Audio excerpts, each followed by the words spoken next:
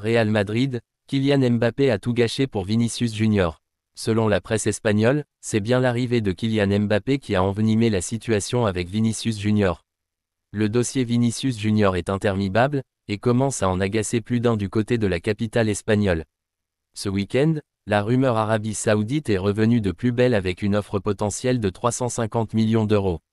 De quoi faire tourner la tête au principal concerné. Pas forcément, puisque sa priorité reste de continuer l'aventure à Madrid. Seul problème, sa prolongation de contrat semble encore assez lointaine, et son contrat expire en 2027, ce qui va doucement et peu à peu mettre le Real Madrid dans une situation compliquée.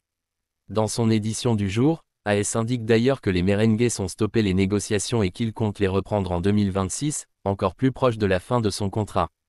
Mbappé a tout changé, mais surtout, le média espagnol, Pro Real Madrid, confirme ce que certains pensaient déjà mais qui n'avait pas encore été écrit noir sur blanc par les médias madrilènes, l'arrivée de Kylian Mbappé a en quelque sorte tout changé. Le Brésilien était la star du projet, et il se sentait bien considéré par sa direction, jusqu'à l'arrivée du Français. Une question d'ego, d'abord, mais aussi d'argent.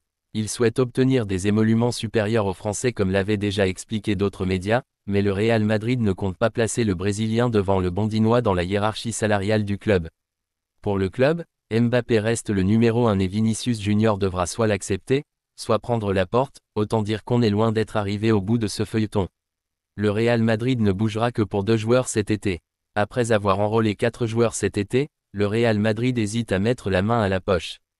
Il n'y a que pour 2 joueurs que Florentino Pérez serait prêt à mettre de l'argent sur la table. Le Real Madrid a frappé fort, mais surtout vite cet été.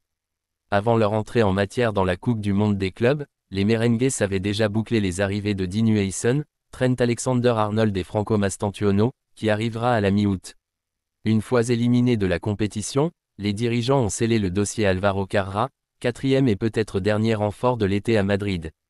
Effectivement, comme l'explique la presse espagnole depuis quelques jours, Florentino Pérez considère que l'effectif est complet, et qu'il n'y a plus besoin de recruter s'il n'y a pas de départ. Et ce alors que Xavi Alonso aimerait bien avoir un nouveau milieu de terrain pour son équipe, tout comme il ne cracherait pas forcément sur un nouveau défenseur central. Un premier désaccord entre l'entraîneur et son président donc, même si un terrain d'entente pourrait être trouvé dans le cas où 2 joueurs venaient à être disponibles. Rodri ou rien, comme l'indique AS, le Real Madrid rêve toujours de Rodri. C'est le seul joueur qui fait l'unanimité en interne au poste de milieu de terrain, et bien que très difficile, un transfert n'est pas considéré comme impossible par le Real Madrid, notamment parce que son contrat expire en 2027, ce qui va peu à peu mettre Manchester City dans une position délicate. Ce qui est sûr, c'est que s'il y a un milieu de terrain qui sera recruté par les merengues cet été, ce sera Rodri. Ou rien, et l'arrivée d'un milieu serait reportée à l'été prochain. En défense, la situation est un peu similaire avec Ibrahima Konaté. Comme révélé en exclusivité par Nos Soins, le défenseur tricolore souhaite quitter Liverpool l'été prochain au terme de son contrat et sa préférence va à Madrid. Comme l'indique la Cadena SER, le Real Madrid pourrait faire un effort dans le cas où il soit disponible cet été pour une quantité environnant les 25 millions d'euros, mais pas plus. Sinon, comme ils l'ont fait avec Alexander-Arnold, ils attendront l'été prochain pour l'accueillir gratuitement. Real Madrid, un Français est en grand danger. Alors que les joueurs du Real Madrid sont en vacances, certains risquent de ne pas avoir leur place dans le système de Xavi Alonso. Les stars du Real Madrid profitent d'un repos bien mérité. Après une saison 2024-2025 interminable, conclue avec cette Coupe du Monde des clubs et cette lourde élimination en demi face au Paris Saint-Germain, les merengues sont en vacances jusqu'au 4 août, date de retour à l'entraînement fixé par Xavi Alonso à ses troupes.